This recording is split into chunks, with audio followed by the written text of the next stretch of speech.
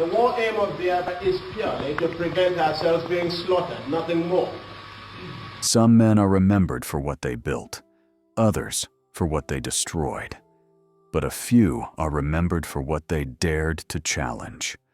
Chukwuemeka Odumegwu-Ojukwu belongs to that rare group of men whose life became tied to the fate of an entire people. To millions, he was the face of resistance. To others, he was the symbol of a tragic war that took too many innocent lives. But whether he is called hero or villain, one truth cannot be denied. His story changed Nigeria forever. When Ojukwu died in 2011 at the age of 78, Nigeria did not just lose a former war leader or politician. It lost one of the most powerful and controversial voices in its history. Even leaders who once stood on the opposite side of the war spoke of his deep love for his people and his strong sense of justice. That alone shows how complex his legacy is. He was not a man driven by simple ambition alone. He was a man shaped by fear, betrayal, pride, loyalty, and the violent collapse of trust in a young nation. Yet his journey did not begin in suffering. It began in wealth and privilege. Born in Zungeru in northern Nigeria, Ojukwu was the son of Sir Louis Ojukwu, one of the richest businessmen in colonial Nigeria. He grew up surrounded by comfort, opportunity, and influence. He attended King's College in Lagos and later studied in England, eventually earning a degree in history from Oxford University. At that time, he was known as confident, stylish, and full of life. No one expected that this young man, educated in elite schools, would one day lead a desperate nation fighting for survival.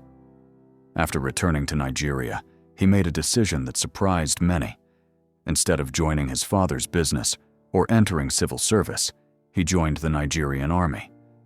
For someone of his background, the military was not an obvious choice, but Ojukwu believed the army would soon play a major role in Nigeria's future, and he wanted to be part of shaping that future. He trained in Britain, served in international missions, and rose quickly through the ranks. By the mid-1960s, he was already a senior officer commanding troops in Kano. Then, Nigeria entered one of the darkest periods in its history. In January 1966, the first military coup shattered the civilian government. Politicians were killed, institutions collapsed, and power shifted to the army.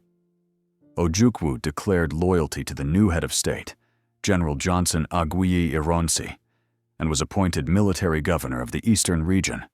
But only months later, another coup followed, and this time it turned violently against Igbo officers and civilians. Ironsi was killed, and across northern Nigeria, thousands of Igbo men, women, and children were attacked and murdered in brutal massacres. Families were wiped out. Homes were burned. Survivors fled in fear, arriving in the East with nothing but painful stories and broken hearts. In that moment, fear turned into collective trauma, and anger turned into political pressure. The people of the East no longer trusted the federal government to protect them, and in their eyes, only one man stood between them and destruction. That man was Ojukwu. He refused to accept the authority of the federal government in Lagos, arguing that a government that failed to protect its citizens had lost its moral right to rule them. To his people, he became a defender and a symbol of survival. To the federal authorities, he became a rebel challenging national unity. Peace talks were attempted in Ghana, but trust was already broken. Agreements were interpreted differently, promises were doubted, and suspicion ruled every conversation. At home, Ojukwu faced massive pressure from his own people, who believed that staying in Nigeria meant continued danger and humiliation. Whether he personally wanted full independence at first may never be fully known, but events moved quickly, emotions ran high, and compromise became impossible. In May 1967, the eastern region declared itself the independent Republic of Biafra. Celebrations filled the streets, A new flag was raised, a new anthem was sung. People believed they had finally found safety and dignity. But war followed almost immediately. The Nigerian federal government moved to stop the secession, and what began as a political crisis turned into a full-scale civil war. At first, Biafran forces made bold moves, even pushing toward the west. But the federal army was larger, better equipped, and determined to keep the country together. Slowly, territory was recaptured. Biafra became smaller and more isolated. Food supplies disappeared. Hospitals ran out of medicine.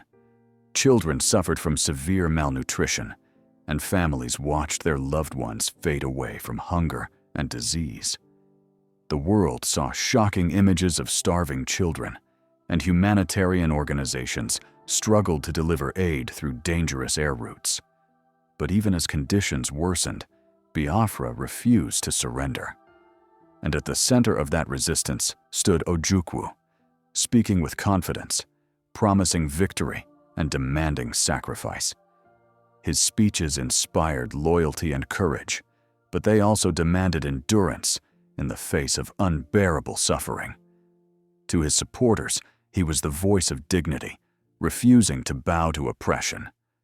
To his critics, he was prolonging a war that could not be won. But in war, leaders are rarely judged only by strategy. They are judged by emotion, fear, pride, and the desperate hope that tomorrow might be different from today. By January 1970, Biafra could no longer continue. The final surrender came, and the war officially ended.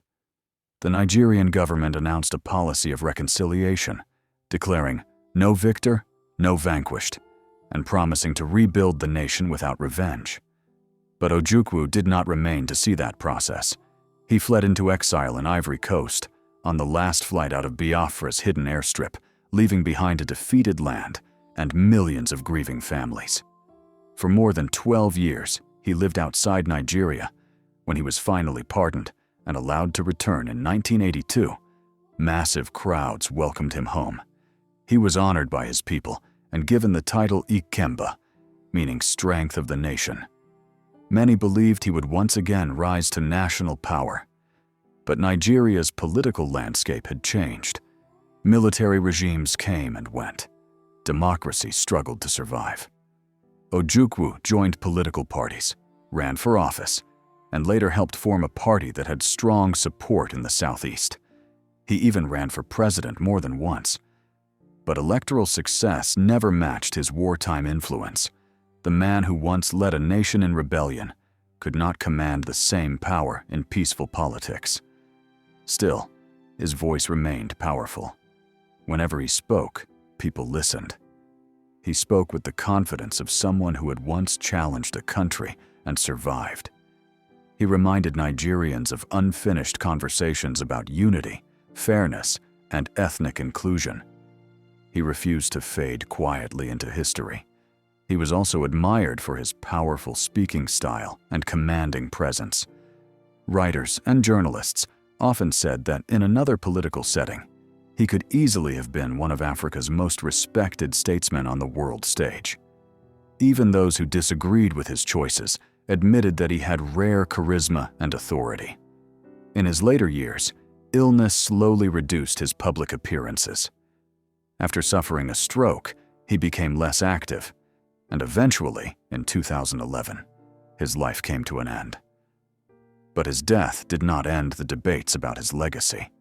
Instead, it reopened old wounds and old questions. Was he a hero who stood up when his people were being slaughtered, or a leader whose pride led to unnecessary suffering?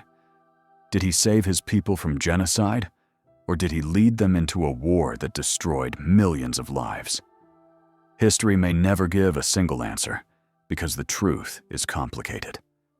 Ojukwu was not simply a hero or a villain.